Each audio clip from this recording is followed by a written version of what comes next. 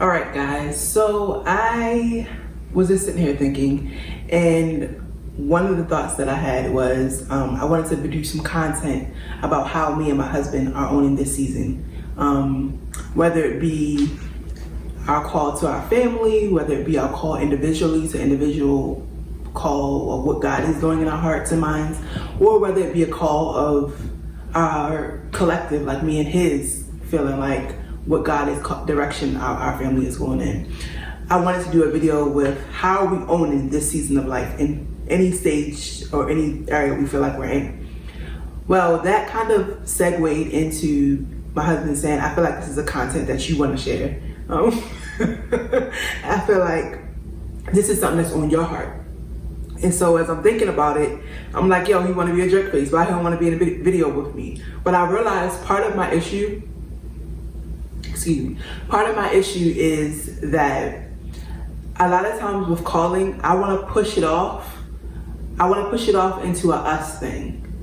And what I mean by that is whether it be us, oh, my girls, my sisters in Christ, let's do this thing or this agenda or this thing that God is so pressing on my heart. Let's do this together, because in some way I feel a little bit inadequate.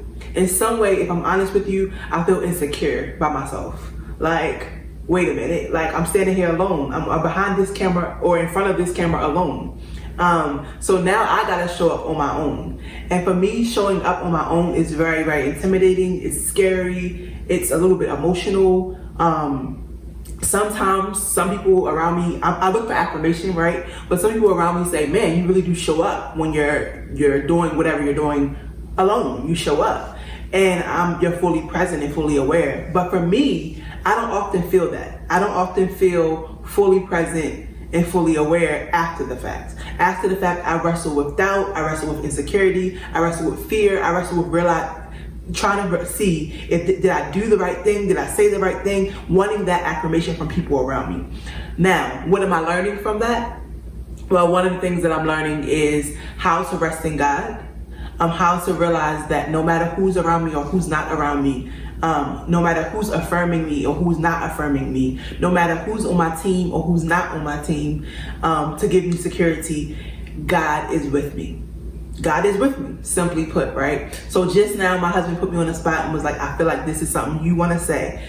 How am I going to own this? How am I going to own what I want to say? Well, I'm going to show up. I'm going to show up even in the midst of fear, even in the midst of insecurity.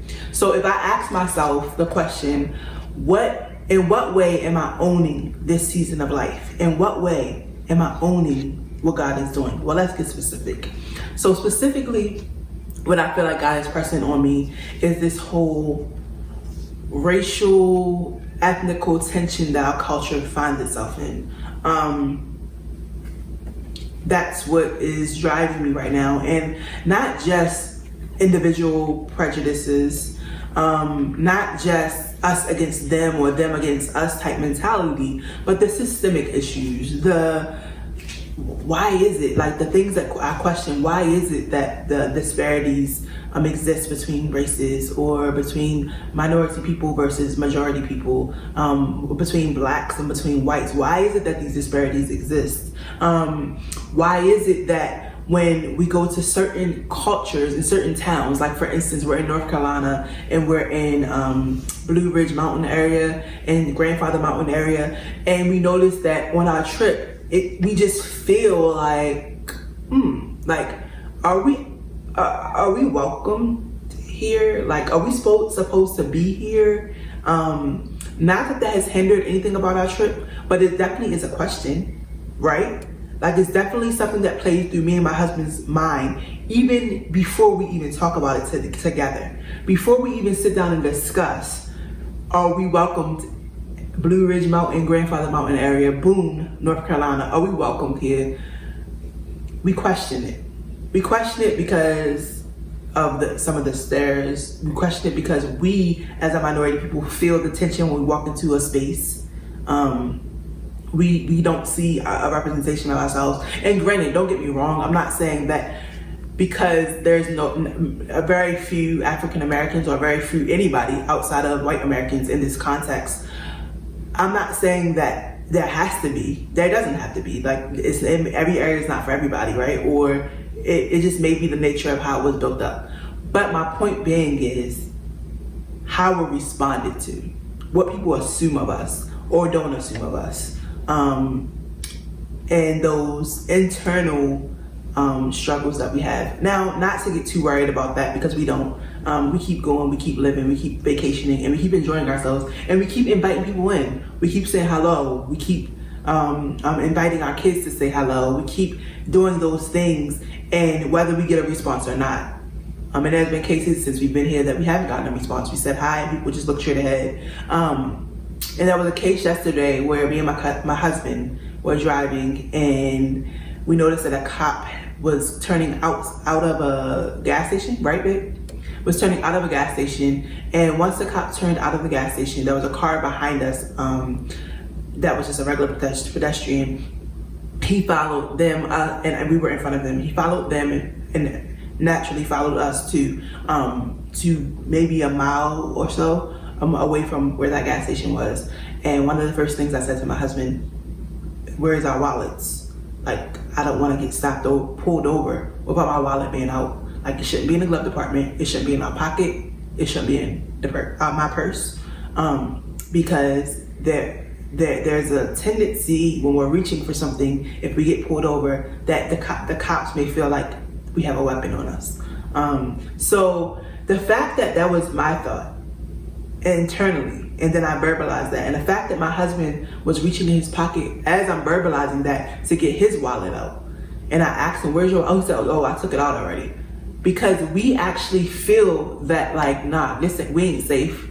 No matter how nice it is to be in this cabin that we're in, no matter how much money we spent, no matter how much money, hard-earned money we spent, and legitimately earned money we spent. Like, we didn't go and beg nobody for this. We didn't go and steal. We didn't go and do something illegal to get here. We did something right. We worked. And this is just like some natural enjoyment from the work that we did. But my point being is, like, no matter how much we feel like we made it, so to speak, if I can say that, because we haven't really made it, but no matter how much we feel like we've acquired whatever the world standard is to acquire, we still don't feel safe. We still don't feel comfortable.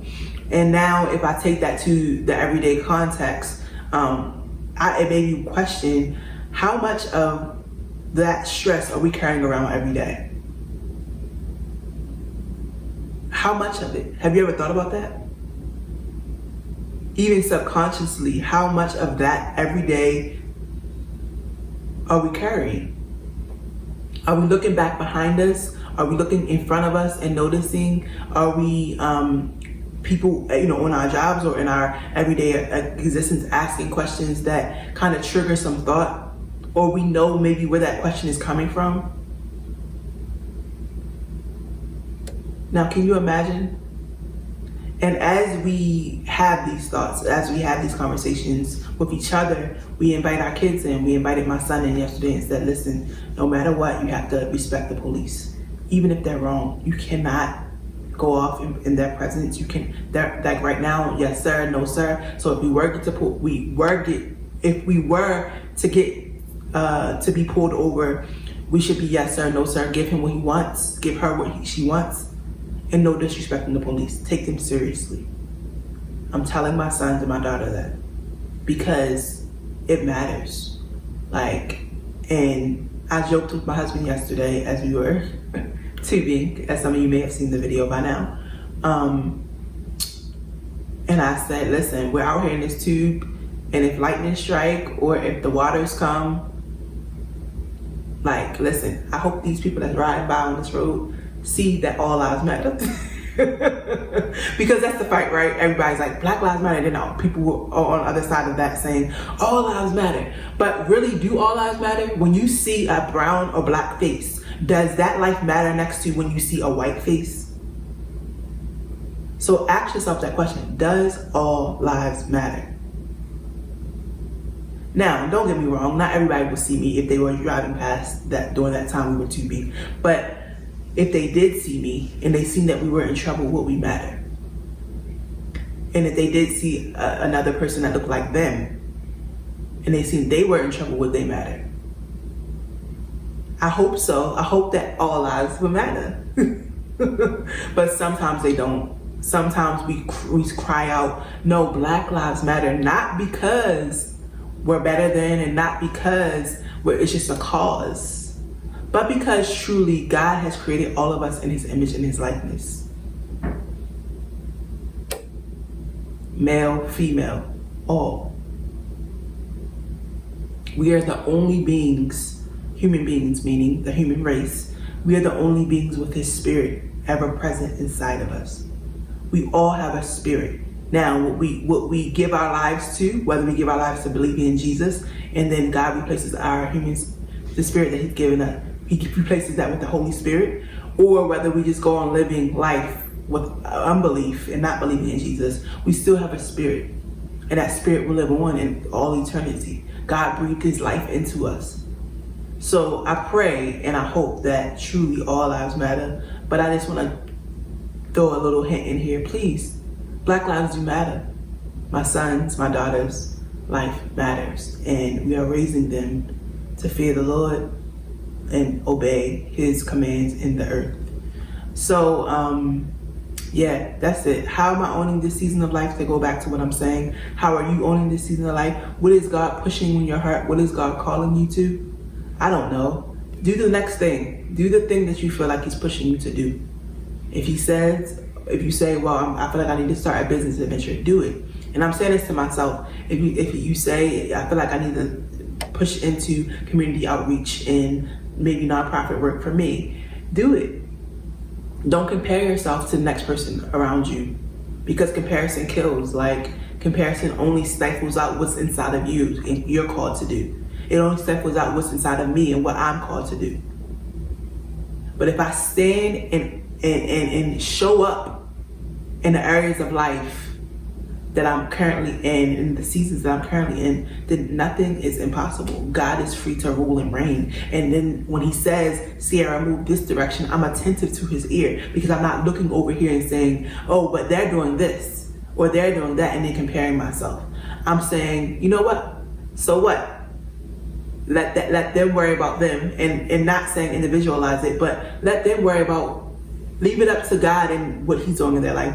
Don't worry about what he's doing in their life and miss out with what he's doing in yours. Be content in what God has placed you, the field and the season that he's placed you in. So I'm learning. So in my initial idea of creating this content, of owning it and where is God placing you, I wanted my husband to join me, but then I realized that is even a part of owning it.